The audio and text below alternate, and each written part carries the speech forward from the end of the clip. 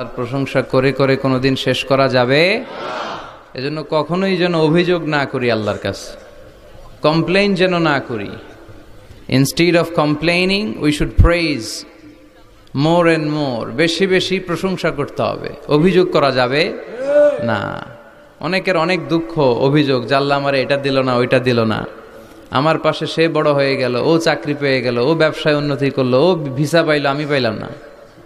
আফসোস, ও আফসোস করতে করতে মরবে, ঠিক কি না? আর প্রশংসা যে করবে তাকে নেয়ামতের বাড়ি ধারা আরো বাড়িয়ে দিবে কে? এজন্য আফসোস করব না প্রশংসা করব, অভিযোগ করব না শুকরিয়া করব। আল্লাহ অনেক দিয়েছে, ঠিক কি না? আপনারা শেখ সাদি রাহিমাহুল্লাহর নাম শুনে থাকবেন। বালাগাল উলা বিকামালিহি কাশাফাদ দুজা বিজামালিহি, এই কবিতা লিখে উনি বিখ্যাত হয়েছিলেন। উনি পার্সিয়ান পয়েট, ইরানি একজন কবি।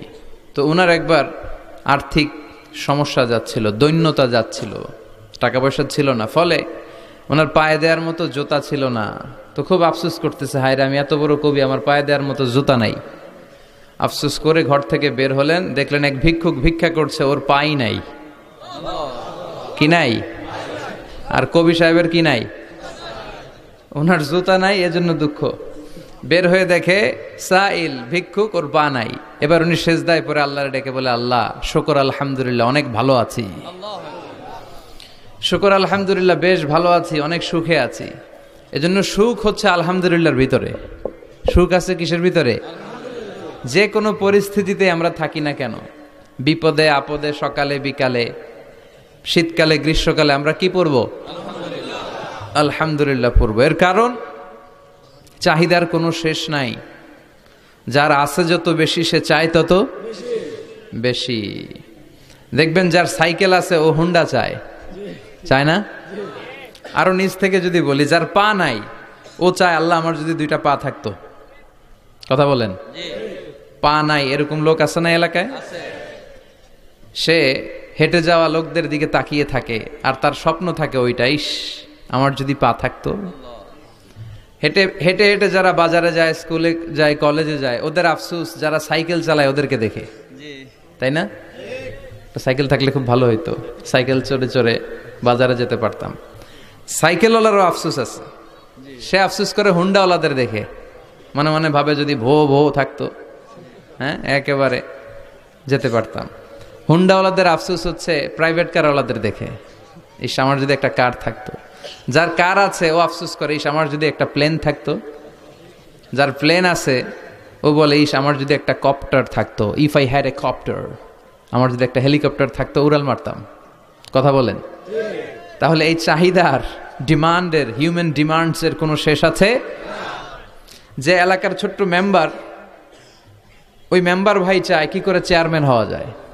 কথা বলেন? যিনি চেয়ারম্যান হয়ে গেলেন উনি এবার ভাবে কি করে MP, member of the parliament হওয়া যায়, তাই না?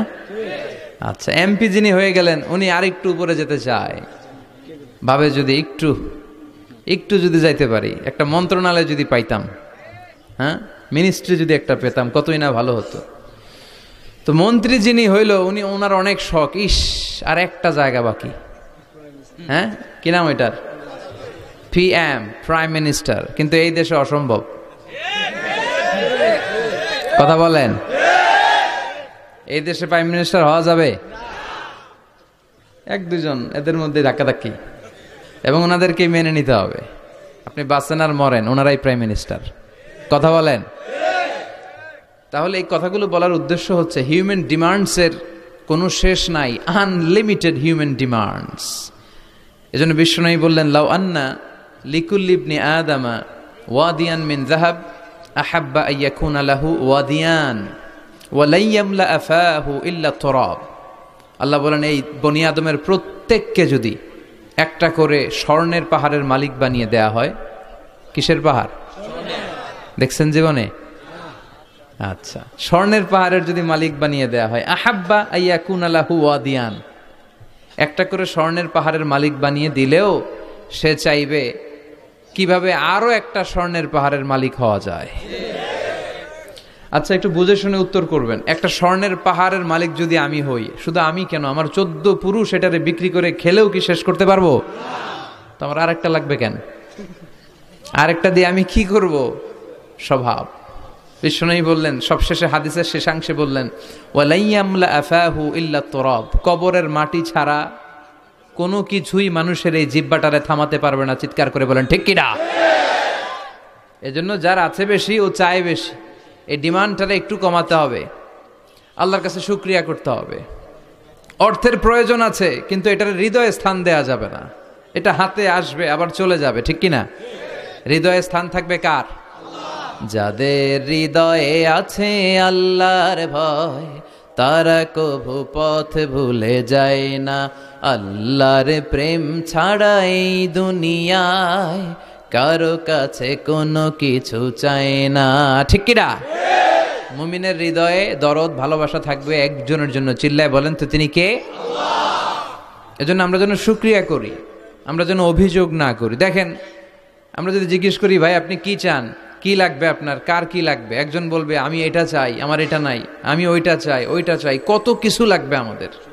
কিন্তু ঠিক এই মুহূর্তে যে লোকটা হসপিটালের বেডে শুয়ে আছে, ক্যান্সারে আক্রান্ত, ক্যান্সার যার নেই কোনো অ্যান্সার, ওরে যদি জিজ্ঞেস করেন, ও বলবে আমার কিচ্ছু লাগবে না, আমি শুধু বাঁচতে চাই। ও কি চায়? আর আমরা অনেক কিছু চাই। এজন্য আমরা শুকরিয়া করব বেশি বেশি। শুকরিয়া করলে বাড়িয়ে দেয় কে? বিশ্বনবী দোয়া করতেন, আল্লাহুম্মা জাআলনি সাবুরা ওয়া জাআলনি শাকুরা ওয়া জাআলনি ফি আইনি সগীরা ওয়া ফি আয়ুনিন নাসি কাবীরা। আল্লাহ আপনি আমারে ধৈর্যশীল বানান, আপনি আমারে শুকরগুজার বান্দা বানান। আল্লাহ আমার চোখে আপনি আমারে ছোট বানান, গোটা বিশ্বের মানুষের চোখে আপনি আমারে বড় বানান। সবাই পড়ি আমিন। এজন্য সবসময় প্রশংসা করব কার? কম কম না বেশি বেশি? সবসময় শুকরিয়া করতে রাজি আছি তো? আল্লাহ সব সময় যেন আমরা তোমার শুকরিয়া করতে পারি, তুমি তৌফিক দাও। আরো জোরে পড়বো সবাই আমিন। আড়াইবাড়ি দরবার শরীফের পীরে কামেল আল্লামা মোহাম্মদ গোলাম হাক্কানি রাহিমাহুল্লাহ, আল্লাহ ওনার কবরটাকে তুমি নূর দিয়ে পরিপূর্ণ করো। আল্লামা মোহাম্মদ গোলাম হাক্কানি রাহিমাহুল্লাহ কমপ্লেক্সের শুভ উদ্বোধন ও তাফসিরুল কোরআনের প্রোগ্রাম। স্থান হচ্ছে মেটংঘর ভুইয়াবাড়ি প্রাঙ্গণ, থানা হচ্ছে বাঙ্গোরা বাজার, উপজেলা মুরাদনগর, জেলা কুমিল্লা। আপনারা শুনেছেন যে আমার দাদার বাড়ি এখানে মুরাদনগরে পরমতলাতে। আলহামদুলিল্লাহ, জীবনে এসেছিলাম কয়েকবার, খুব বেশি আসা হয় না।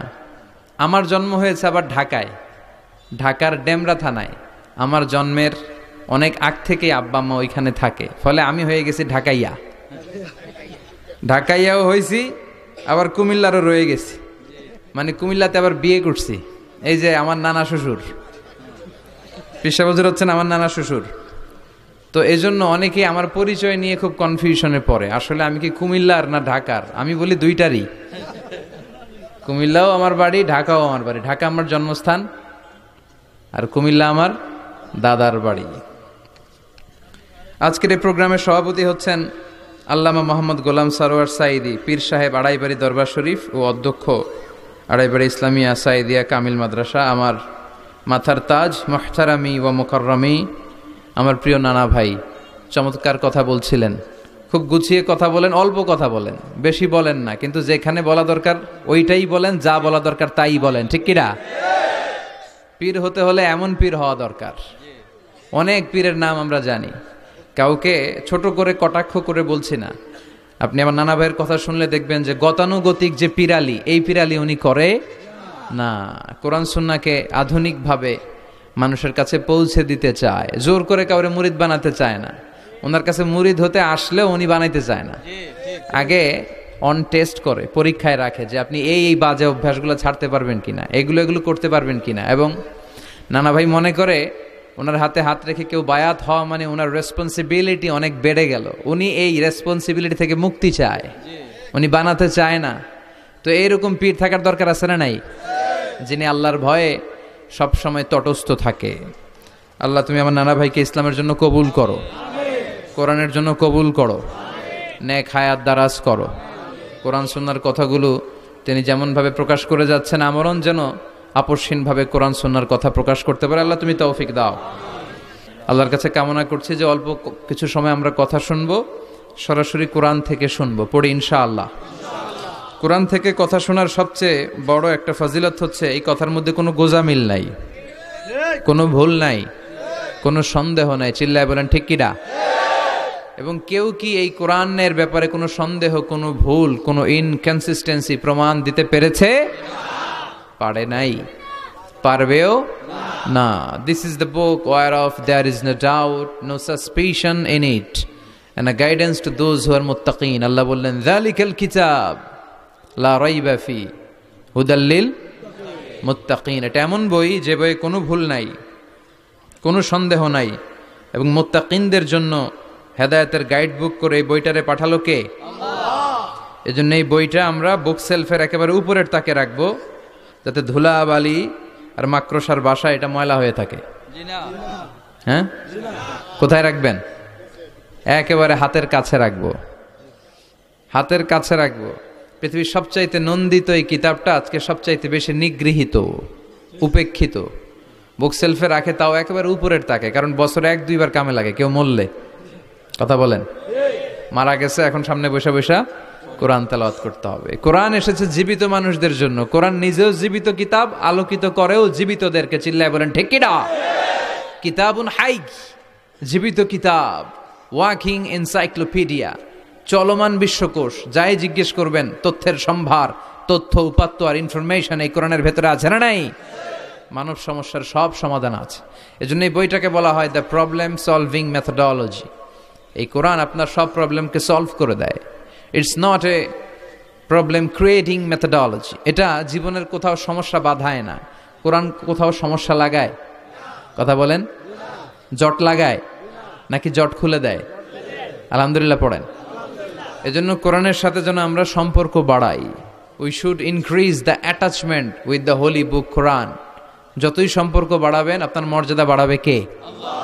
সম্মানিত ভাইরা, খেয়াল করে বুঝবেন, সাইয়েদনা জিবরিল আলাইহিস সালাম এই কোরআন নিয়ে পৃথিবীতে এসেছিল, তাই তিনি হয়েছেন শ্রেষ্ঠতম ফেরেশতা। রমাদান আল মুবারকে আল্লাহ তাআলা এই কোরআনকে নাজিল করেছে, তাই রমাদান হয়েছে শ্রেষ্ঠতম মাস। বিশ্বনবীর উপর আল্লাহ তাআলা এই কোরআন নাজিল করেছেন, তাই তিনি হয়েছেন বিশ্বনবী। আমরাও যদি এই কোরআনের সাথে সম্পর্ক লাগাই, আমাদের মর্যাদাও এরকম আকাশচুম্বী করে দিবে কে? আল্লাহ। এজন্য কোরআনের সাথে অ্যাটাচমেন্ট বাড়ানোর দরকার আছে না নাই? প্রতিদিন যেন আমরা কোরআন তেলাওয়াত করি, প্রতিদিন যেন কোরআনের বঙ্গানুবাদ পড়ি। যা বলার সব বলা হয়েছে, নতুন করে আল্লাহ কিছু বলবে না। এজন্য কোরআন থেকে নূর নিয়ে যেন আমরা নিজেদেরকে আলোকিত করি। কোরআনের একটা নাম হচ্ছে নূর, একটা নাম কি? লিতুখরিজান নাসা মিনাজ যুলুমাতি ইলান নূর। এই কোরআনকে আমি পাঠিয়েছি অন্ধকারাচ্ছন্ন মানুষগুলোকে আলোর পথে নিয়ে যাবার জন্য। কোরআন মানুষকে আলোকিত করে, কোরআন মানুষকে জাহালাত বা অন্ধকার শিক্ষা দেয় না। এজন্য আসুন কোরআনের সাথে সম্পর্ক বাড়াই এবং নিজেদেরকে আলোকিত করি। আর এই কোরআনের যেখান দিয়েই আমরা কথা শুনি না কেন, নাই লা তুহসা আজাইবুহু ওয়ালা তাবলা গরাইবুহু ফিহি মাসাবিহুল হুদা ওয়া মানারুল হিকমা। কোরআনের আশ্চর্যান্বিতার কোনো শেষ নাই, কোনো শেষ নাই। যতই পড়বেন ততই আশ্চর্য হবেন। সুবহানাল্লাহ পড়বেন না? ওয়ালা তাবলা গরাইবুহু, এটা কখনো পুরাতন হবে না, জীর্ণ শীর্ণ হবে না। সূরা ফাতিহা যারা আমরা পড়েছি লক্ষ লক্ষ বার, যাদের বয়স 50 কিংবা 60, কত লক্ষবার সূরা ফাতিহা পড়েছি, কোনো হিসাব আছে? তারপরেও কোনোদিন কি মনে হয়েছে যে সূরা ফাতিহাটা পুরান পুরান লাগে? 60 বছর ধরে সূরা ফাতিহা দিয়ে শুরু করছি নামাজ, কালকে থেকে কুল হুয়াল্লাহ দিয়ে শুরু করবো, এরকম কেউ বলে? কোরআন পুরান লাগে? চির নতুন, এভারগ্রিন, সবুজ, চির সবুজ, চির নতুন। এটা কখনো পুরাতন হয় না। ফিহি মাসাবিহুল হুদা, কোরআনে আছে হেদায়েতের মশাল। ও মানারুল হিকমা, আর কোরআন হচ্ছে বিজ্ঞানের সুউচ্চ মিনার। কোরআনের ভিতরে বিজ্ঞানের তথ্য উপাত্ত আছে না নাই? আপনি কোরআনে বর্ণিত cosmic symbols, natural ফিনোমেনা, scientific indications গুলো যদি পড়েন আপনি অবাক হবেন, কপাল ঘষে ঘষে আল্লাহর সিজদা দিবেন, ঠিক কি না? এজন্য আসুন কোরআনের সাথে সম্পর্ক বাড়াই। প্রতিদিন কোরআন পড়ব, ধীরস্থির ভাবে পড়ব। ওয়ারাত্তিলিল কুরআনা তারতিলা। আনাস রাদিয়াল্লাহু তাআলা আনহুকে জিজ্ঞেস করা হলো, আনাস, আল্লাহ রাসূলের কাইফা কানা কিরাআতু রাসূলিল্লাহ, আল্লাহ রাসূলের কিরাত কেমন ছিল? তিনি বললেন কানাত মাদ্দান, আল্লাহ রাসূল সাল্লাল্লাহু আলাইহি ওয়াসাল্লাম টেনে টেনে তেলাওয়াত করতেন। টেনে টেনে তেলাওয়াত করতেন। এই যে একটু আগে তেলাওয়াত হচ্ছিল সূরাতুল মুলকের, কত সুন্দর টেনে টেনে সে পড়েছে। এইভাবে বিষ্ণু ইসা ইসলাম টেনে টেনে পড়তেন। উম্মে সালামা রাদিয়াল্লাহু তাআলা আনহাকে জিজ্ঞেস করা হলো, কাইফা কানাত কিরাআতু রাসূলিল্লাহ ইয়া উম্মুনা, ইয়া উম্মানা, আমাদের মাতা, আমাদের প্রিয় নবীর তেলাওয়াত কেমন ছিল? উম্মে সালামা বললেন, কানা রাসূলুল্লাহ ইউকাত্তিউ বাইনা কিরাআতিহি আয়াতান আয়া, আল্লাহ রাসূল সাল্লাল্লাহু আলাইহি ওয়াসাল্লাম এক আয়াত করে থেমে থেমে কোরআন তেলাওয়াত করতেন। পড়েন সুবহানাল্লাহ। এক আয়াত পড়তেন, থামতেন, আবার আরেক আয়াত শুরু করতেন, আবার আরেকটা আয়াত পড়তেন, আবার থামতেন, আরেক আয়াত শুরু করতেন। প্রতিটা অক্ষর, প্রতিটা উচ্চারণ কেটে কেটে দেখা যেত, বোঝা যেত। চিল্লায় পড়েন আল্লাহু আকবার। আর আমাদের তেলাওয়াতের কি অবস্থা? তারাবির নামাজের কি অবস্থা? আমাদের ম্যাটন ঘরের কি অবস্থা? জাপানের বুলেট ট্রেন ফেল, ঠিক কিনা? কোন দিক দিয়ে আযাবের আয়াত যায়, কোন দিক দিয়ে জান্নাতের আয়াত যায়, কোন দিক দিয়ে সূরা ইয়াসিন গেল, কোন দিক দিয়ে আর রহমান গেল, কোথায় সূরা ইউসুফ গেল, কেউই টের পায় না। রুব্বা কারি লিল কুরআন ওয়াল কুরআনু ইয়ালআনহু, কোরআনের অনেক কারি আছে, তেলাওয়াতকারী আছে, আবৃত্তিকারী আছে, যাদেরকে কোরআন রহমত, মার্সি এন্ড ব্লেসিংস না দিয়ে গজব দেয়, লাআনত দেয়। আল্লাহ ওই ধরনের তেলাওয়াত থেকে তুমি আমাদের বাঁচাও।